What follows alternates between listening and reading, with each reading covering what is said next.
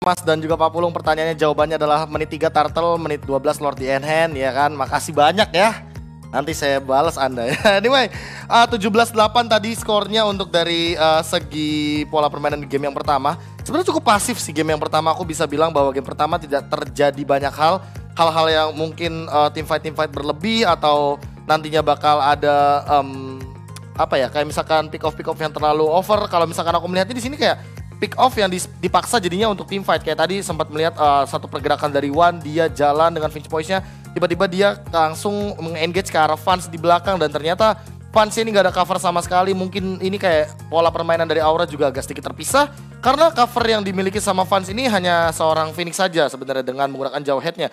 Kita tahu Kyle dengan Alice-nya dia harus melakukan serangan ke arah belakang, mungkin ke arah Rexy, mungkin ke arah seorang Wan, tapi tentunya dengan adanya Vance di belakang sana yang tidak memiliki cover yang cukup shuttle sebenarnya, apalagi lawannya adalah Bajan dengan menggunakan Hilda.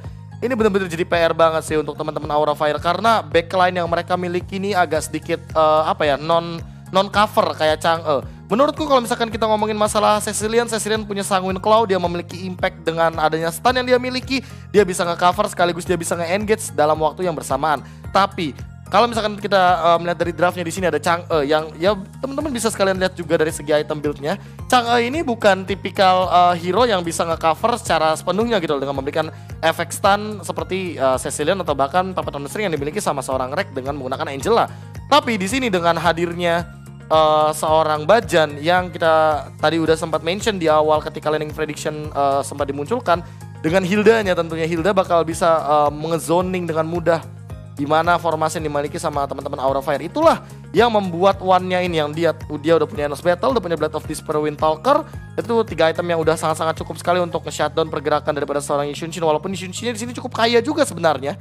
Dia memiliki adanya Demon Hunter Sword, Endless dan juga adanya Wind of Nature. Hanya saja di sini Vance belum sempat mungkin membuat Queen Swing sehingga dari segi pertahanan dia bakal gampang banget untuk rontok, dan ditambah dengan pola permainan dari hero-hero yang dimiliki sama Aura Fire. Kita bisa lihat bahwa di sini Phoenix juga mungkin bakal on the way ke arah Immortal, tapi sebelum Immortalnya jadi Bajannya udah jadi duluan, makanya Bajan yang lebih bisa ngezoning di sini dan ejectornya nggak bakal bisa semudah itu seperti pada biasanya. Kita tahu sendiri Jawhead menggunakan ejector untuk pick off, dan inilah dia dari segi post match statsnya juga. Kalau misalnya teman-teman melihat untuk post match stats yang ini, kita bakal melihat dari pola damage-nya ya. Pola damage ini bisa dibilang sebenarnya Vance ini mengeluarkan damage yang cukup besar, 64.000 yang hanya berbeda 2.000 dengan seorang Wan di sini dengan menggunakan Link-nya.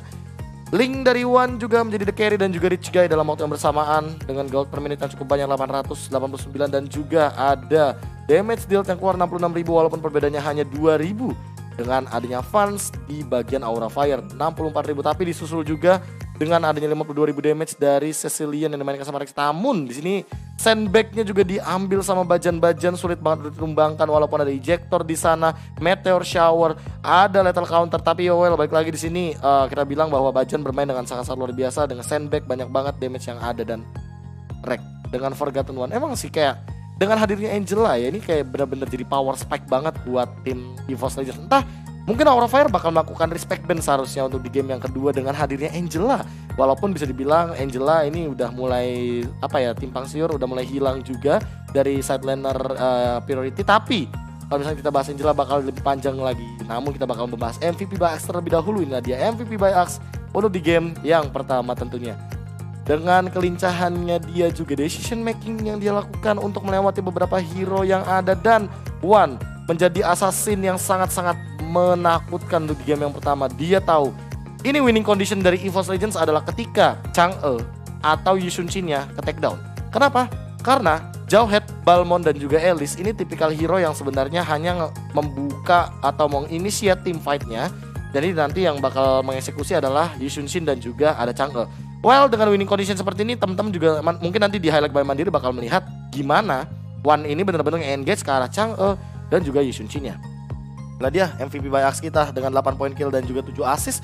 Menarik sekali dari Wan tentunya kalau misalkan memang kita ngomong masalah link di tangan yang benar, atau dengan high mechanical player yang asasinya benar-benar tajam seperti Wan.